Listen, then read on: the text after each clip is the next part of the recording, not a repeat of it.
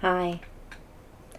In my concluding sampling of readings from C.S. Lewis's Fern-seed and Elephants, the essay entitled that, I'm going to read where he's talking about some of the critics feeling that they are able to almost read minds and motives of the people they're speaking about who lived at a totally different time.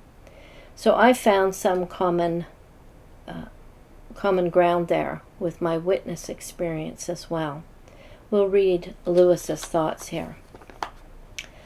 The sort of statement that arouses our deepest skepticism is the statement that something in a gospel cannot be historical because it shows a theology or an ecclesiology too developed for so early a date. For this implies that we know, first of all, and that there was any development in the matter, and secondly, how quickly it proceeded. It even implies an extraordinary, now I might get this pronounced wrong, homogeneity? I don't know if I pronounce it right, and continuity of development. Implicitly denies that anyone could greatly have anticipated anyone else. This seems to involve knowing about a number of long-dead people, for the early Christians were, after all, people, things of which I believe few of us could have given an accurate account if we had lived among them. All the forward and backward surge of discussion, preaching, and individual religious experience.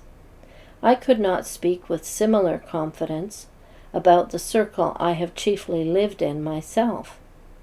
I could not describe the history even of my own thoughts as confidently as these men describe the history of the early church's mind. And I am perfectly certain no one else could. Suppose a future scholar knew that I abandoned Christianity in my teens, and that also in my teens I went to an atheist tutor.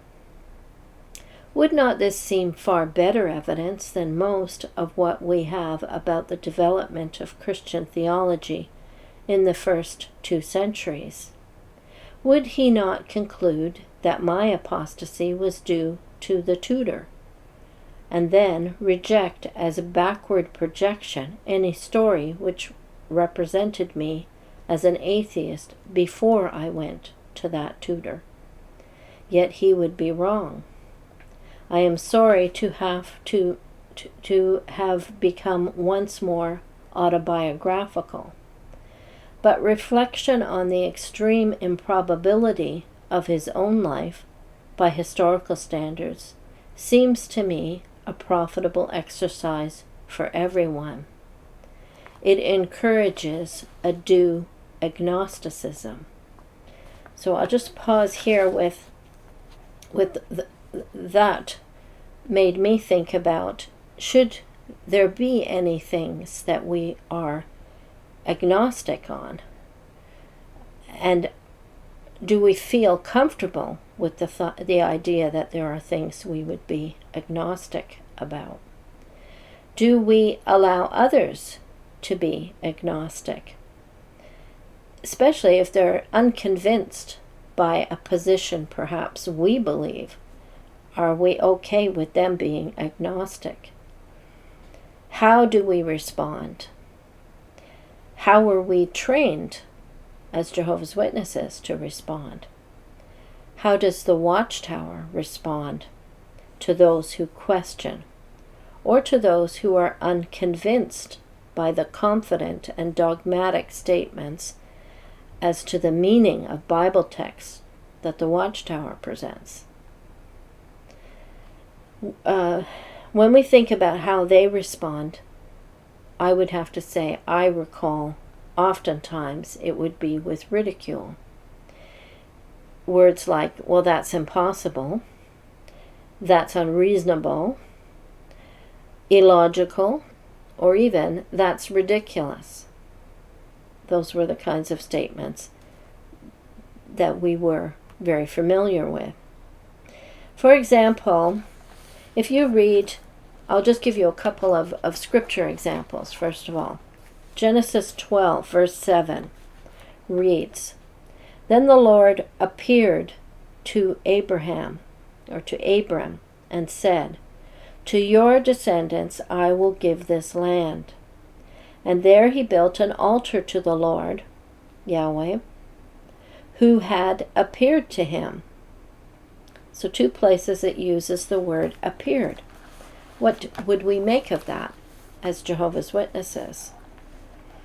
I think as a witness you would have to redefine appeared. It cannot mean what it says. Your presuppositions dictate the meaning of the text, not the text itself. You are forced to distort the meaning of words or to interpret them in a distorted way. Your witness mind automatically has to put in there angel. Well, it must have been an angel. We just do it automatically. Don't think about it when we're a witness. Second example, I'll read to you from John 5. John chapter 5, verses 28 and 29. "Do not marvel at this, for the hour is coming in which all who are in the graves will hear his voice and come forth. Those who have done good, to the resurrection of life, and those who have done evil, to the resurrection of condemnation." What would we have done with that as a Jehovah's Witness? Your mind would immediately reject it as not reasonable, illogical for God to raise someone only to condemn them. But that's what the text says.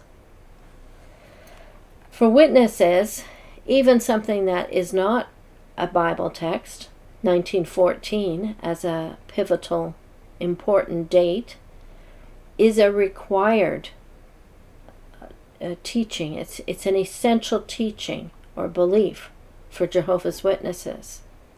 Their publication says you must believe it to be a Jehovah's Witness. But it's not even in the Bible. You're not allowed to be agnostic on this and just say, well, I don't understand it. I'm not convinced. You're not allowed to do that as a witness. Let's continue with Lewis's comments. He turns here to some humor. He says, "Suppose a dog were trying to form a conception of human life. All the details in its picture would be derived from canine experience. If a dog could, per impossible, be plunged for a day into human life, it would be hardly more surprised by hitherto unimagined differences than by hitherto unsuspected similarities. A reverent dog would be shocked. A modernist dog, mistrusting the whole experience, would ask to be taken to the vet. But the dog can't get into human life. Consequently, though it can be sure that its best ideas of human life are full of analogy and symbol, it could never point to any one detail and say, this is entirely symbolic. You cannot know that everything in the representation of a thing is symbolic or symbolical unless you have independent access to the thing and can compare it with the representation." Then his last word here is, "Such are the reactions of one bleating layman to modern theology. It is right you should hear them." And now he's speaking to those who hold these positions. "You will not hear them very often again. your parishioners will not often speak to you quite frankly. Once the layman was anxious to hide the fact that he believed so much less than the vicar. He now tends to hide the fact that he believes so much more. Missionary to the priests of one's own church is an embarrassing role, though I have a horrid feeling that if such mission work is not soon undertaken, the future history of the Church of England is likely to be short. Again, we have to say that Lewis is talking not about all theologians or all believers or all critics, New Testament scholars or critics, but some, the ones that have very radical positions. It's probably more of a concern now than it was when Lewis was writing this, in that it is heard more. It's been popularized. You hear it everywhere on YouTube, internet. We're living at a time when the worst is now accessible to the most.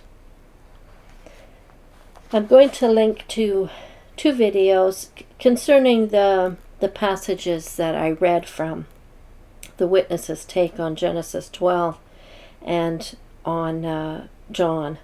So the first one is, do Jehovah's Witnesses know this Yahweh, the God who appears, speaks personally, and makes unconditional promises, based on Genesis 12, 1-7.